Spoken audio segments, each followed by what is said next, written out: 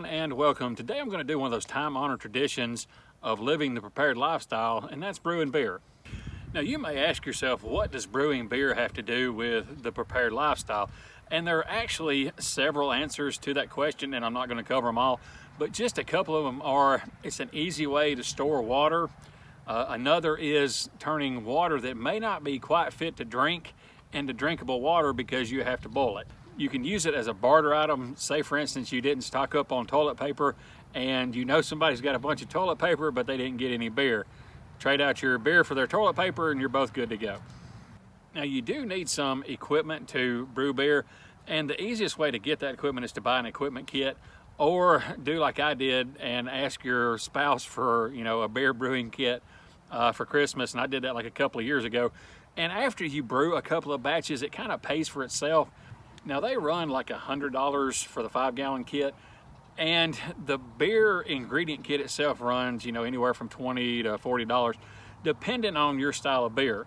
Now you may think $140 is expensive for 2 cases of beer, but that's just simply not true. And I'll kind of give you an example. Say the beer you like to drink is $10 a 6-pack. On your first batch of beer, you're gonna brew 48 to 50 bottles of beer, or 8 6-packs. So you figure 8 times 10 is $80. So you already started making that money back. So after you brew a couple of batches of beer, the only thing that it's really gonna cost you is that $30 that you spent for the ingredient kit. And even that kind of gets negated by the amount of beer that you're brewing versus the cost of going out and buying it. So with that out of the way, let's look at the equipment. First up, I have 2 7-gallon buckets. I have one with a spigot and one without. The one without the spigot is what I like to use as my primary fermenter, and the one with my spigot I use as my secondary fermenter because the spigot makes it easier to rack the beer. And those come with a gamma lid that has a seal in them, as well as it has a hole drilled in it and a grommet. Next up, I've got a 3-gallon brew kettle, and this is just stainless steel brew kettle, and you can pick them up at the big box stores for like $20. Next up is my tube and racking cane.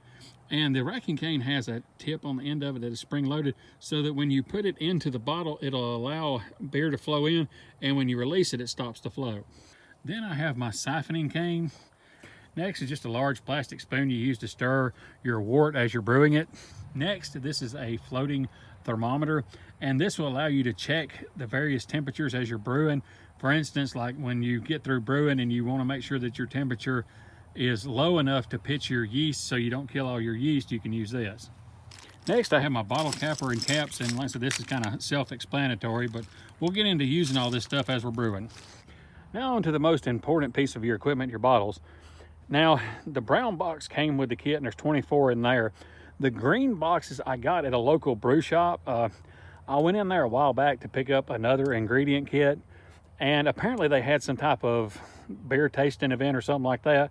And the lady at the counter said, take as many cases as you want. So I got 3 cases of bottles for free. So here is my ingredient kit. Got your instructions, your yeast, your priming sugar, 2 different types of hops. One is for bittering and one is for flavor. Your grains, a muslin bag to put your grains in, and your malt extract. All right, so here's my brewing setup. I'm going to attempt to brew this on my Coleman stove. I've never actually brewed beer on my Coleman stove, and I've been wanting to try it. Today seemed like it's a good day to do it, especially while I'm waiting on Thanksgiving dinner to be ready. So let's get started. All right, so I've got my 2.5 gallons of water on my Coleman stove, and I don't know if it'll actually boil or not. Like I said, I'm just trying to see if it will. Now the thing about the water is, some people say use only spring water. Some people say you can use the water out of the tap. Now I've done it both ways. I can't tell any difference. Now if you live in an area where you're on a well, or your water has a sulfur smell to it or something like that, you will have to use distilled water or spring water or something along like that. My water temperature has reached 190 degrees, and this 2.5 gallons of water has been on the Coleman stove about 30 minutes. So I don't know if this is actually going to work or not. After about 35 minutes, the water finally started to get a good rolling boil. So with this test out of the way, I believe I can start brewing some beer.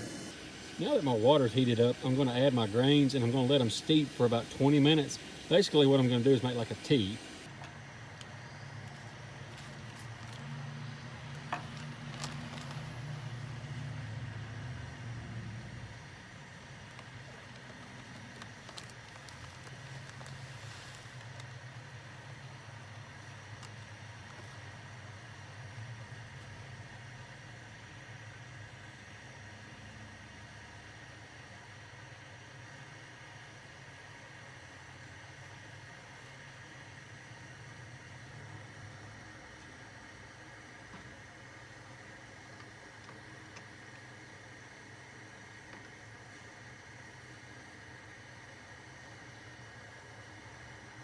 I've let my grains steep for about 20 minutes and I'm going to remove them and let them drip while I bring this up to a boil.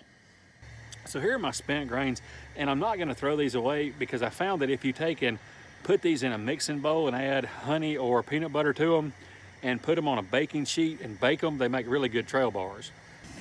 My water has come up to boil and now I'm going to add my malt extract, which is basically condensed sugars from malted grains. To add my malt extract, I'm going to turn my burner off, add the extract, and then stir it in real good and then bring it back up to a boil, because if you do it while it's on the burner, it'll actually burn the extract.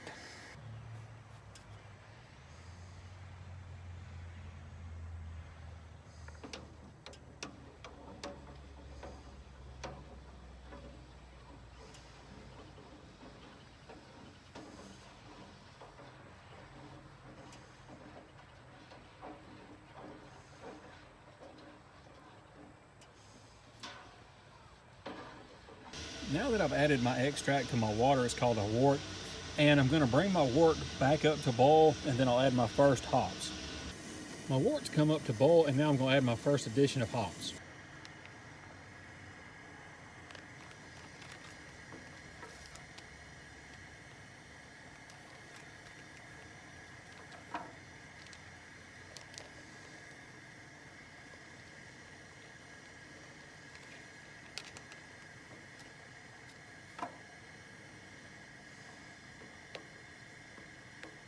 With my first addition of hops added, I'm going to let it boil for an hour, and 30 minutes into the boil, I'll add my second addition of hops.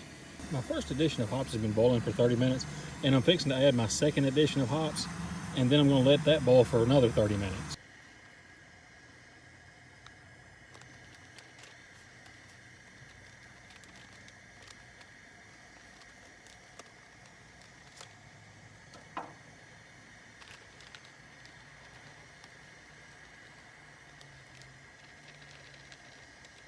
Alright, so I added my second addition of hops, and I'm now about 30 minutes away from finishing up the brew process. Alright, now that my wort has boiled for an hour, the brewing process is now complete. I'm now going to take my wort and add it to 2.5 gallons of water that I had in the deep freeze while I was brewing.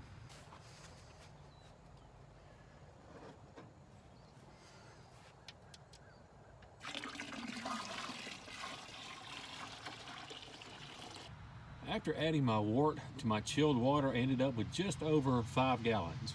Now I'm going to take a temperature reading because I got to get my wort below 80 degrees before I pitch my yeast. My wort is at 100 degrees, so I need to put it in the deep freeze to get it down below 80.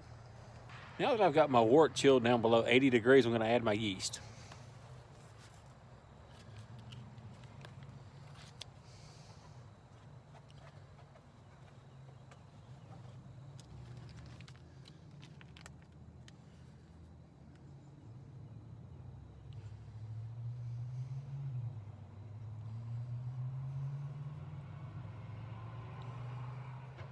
Then I'm going to take and seal it up.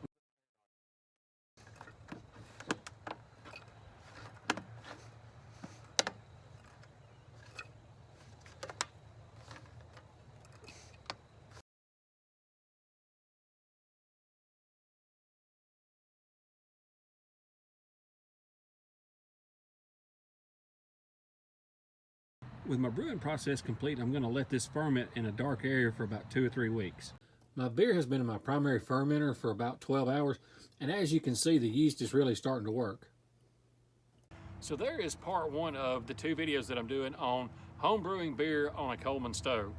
And in the second video, which I'll post in 2 weeks, I'll get into bottling, conditioning, and we'll take a couple of them, crack them open, and see how they taste. Till then, see y'all next time.